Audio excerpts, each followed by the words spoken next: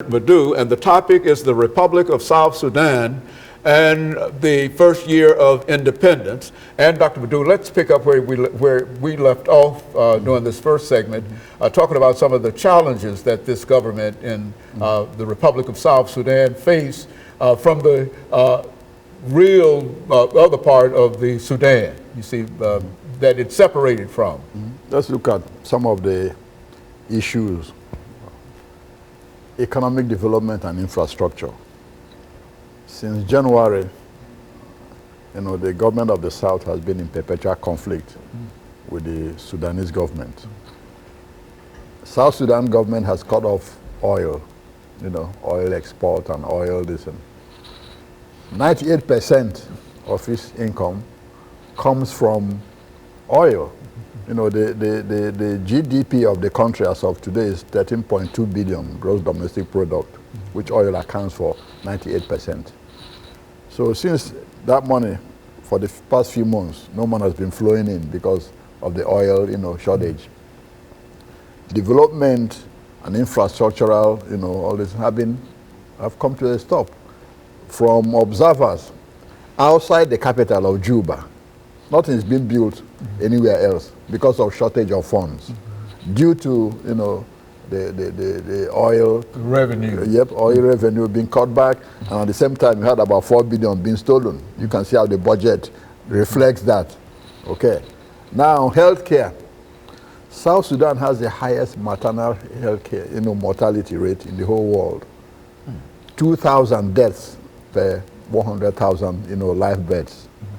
It had the highest infant mortality before, but the government has worked hard in a way to decrease that. In a country of almost 9 million people, you have only 120 doctors, okay? 100 registered nurses.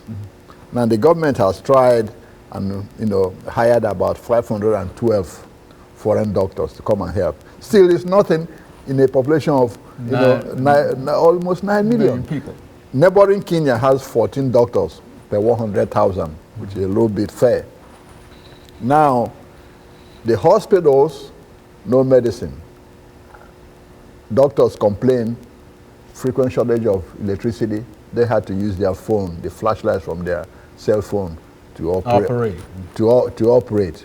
Now, the government says he had devoted about $173 million to build about 100 rural clinics, which is fine. But at the rate, with cutbacks, you saw the budget, most development programs say, hey, the government is not doing anything health-wise. We are doing, like the United Nations Development Program, UNICEF, UNESCO, WHO, World Health Organization. They say we are the ones really providing health care. The government has not been doing much. Now, think of education. South Sudan has the lowest literacy rate in the whole world, even lower than Afghanistan. 27% literacy. 27%. 27% literacy. Yeah, the government has built a lot of schools, says it has built a lot of schools.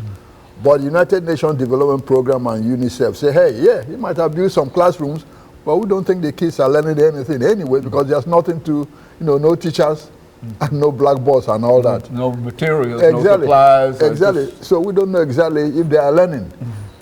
70% of South Sudanese children aged between 6 and 17 have not been into any classroom ever.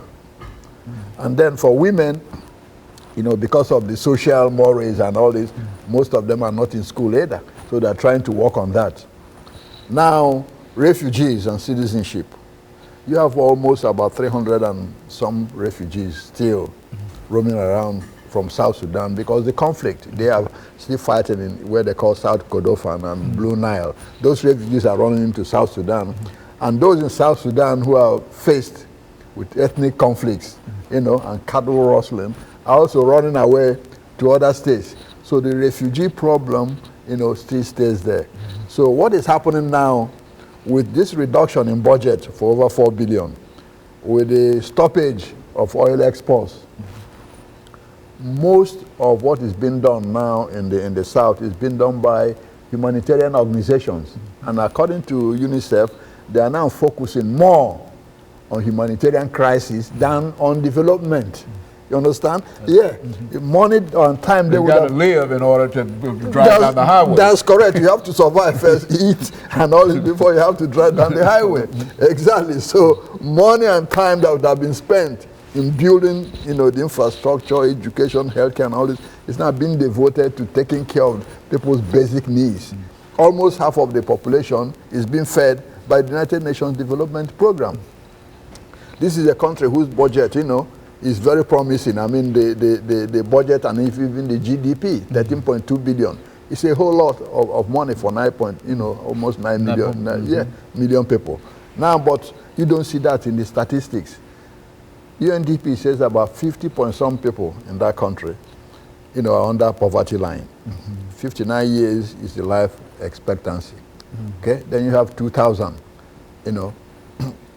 maternal infant mortality rate, 2,000 per 100,000. So you look at all these lists, it doesn't, give you hope. But at the same time, you want to think otherwise. Say, well, the government, is aware of this and this is going to be done. But then one has to think, if 4 billion has already been stolen, what hope does it give to the citizens to believe that this government is going to do something?